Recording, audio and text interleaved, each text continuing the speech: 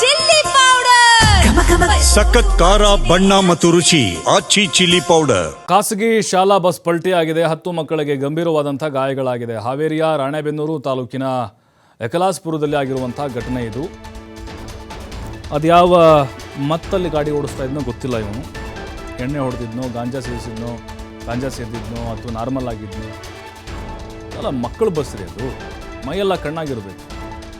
ಹಿರೇಬಿದರಿ ಗ್ರಾಮಕ್ಕೆ ತೆರಳುತ್ತಾ ಇತ್ತು ಶಾಲಾ ವಾಹನ. ಚಾಲಕನ ನಿರ್ಲಕ್ಷ್ಯದಿಂದ ಅವಘಡ ಆಗಿದೆ. ತಪ್ಪಿದೆ ಅನಾಹುತ. ಬಸ್ನಲ್ಲಿ ಸುಮಾರು 40 ಮಕ್ಕಳಿದ್ರು ಅನ್ನುವಂಥ ಮಾಹಿತಿ ಇದೆ. ನೋಡ್ತಾ ಇದ್ದೀವಿ ಯಾವ ರೀತಿ ಪಲ್ಟಿ ಹೊಡಿಸಿದ್ದಾನೆ ಅಂತ.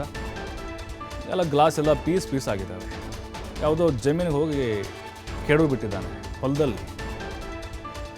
ಹಾಗಾಗಿ ಅಲ್ಲೆಲ್ಲ ಗ್ರಾಮಸ್ಥರಿದ್ರು. ಮಕ್ಕಳನ್ನೆಲ್ಲ ಬಚಾವ್ ಮಾಡಿ ಕಿಟಕಿಯಿಂದ ಹೊರ ತೆಗೆದು ಅವ್ರನ್ನ ಆಸ್ಪತ್ರೆಗೆಲ್ಲ ಕಳಿಸಿದ್ರು.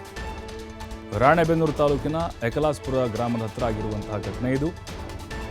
40 ಮಕ್ಕಳಿದ್ರು ಅನ್ನುವಂಥ ಮಾಹಿತಿ ಇದೆ. ಆದರೆ ಆ ಚಾಲಕ ಏನು ಮಾಡಿದ್ದಾನೆ, ನಿರ್ಲಕ್ಷ್ಯ. ಅವನು ಓವರ್ ಸ್ಪೀಡ್ ಇದ್ನೋ ಅಥವಾ ಗಾಡಿ ಯಾವುದಾದ್ರೂ ಎದುರುಗಡೆ ಬಂತು, ಒಟ್ಟಿನಲ್ಲಿ ಒಂದು ಅರಾಜಕತೆ ಕಾಣಿಸ್ತಾ ಇದೆ, ಅಂದರೆ ಅಜಾಗರೂಕತೆ ಕಾಣಿಸ್ತಾ ಇದೆ. ಅವನು ಕೇರ್ಲೆಸ್ ಆಗಿ ಅಲ್ಲಿ ಗಾಡಿಯನ್ನು ಈತ ಓಡಿಸಿದ್ದಾನೆ. ಬಹುಶಃ ಆತನ ಮಕ್ಕಳೇನಾದರೂ ಆ ಗಾಡಿಯಲ್ಲಿದ್ದಿದ್ರೆ ಹಿಂಗೆ ಆಗ್ತಿರಲಿಲ್ಲ. ಯಾಕಂದರೆ ಅವನಿಗೆ ಬೇರೆಯವ್ರ ಮಕ್ಕಳಲ್ಲ, ನಮ್ಮ ಮಕ್ಕಳು ಅಂತ ಅವನು ಓಡಿಸ್ತಾ ಇದ್ದ. 40 ಮಕ್ಕಳು, ಬದುಕಿದೆ ಪವಾಡ ಅವರು. ನೋಡಿ ಹೆಂಗೆ ಕೆಡವಿದ್ದ ನೋಡಿ. ಅದು ಯಾವ ಮಟ್ಟಿಗೆ ಅವನು ಗಾಡಿ ಓಡಿಸಿರಬಾರ್ದು ಅಂತ. ಶಾಲಾ ಮಕ್ಕಳಿರುವಂಥ ವಾಹನ ಹೆಂಗಿರಬೇಕು,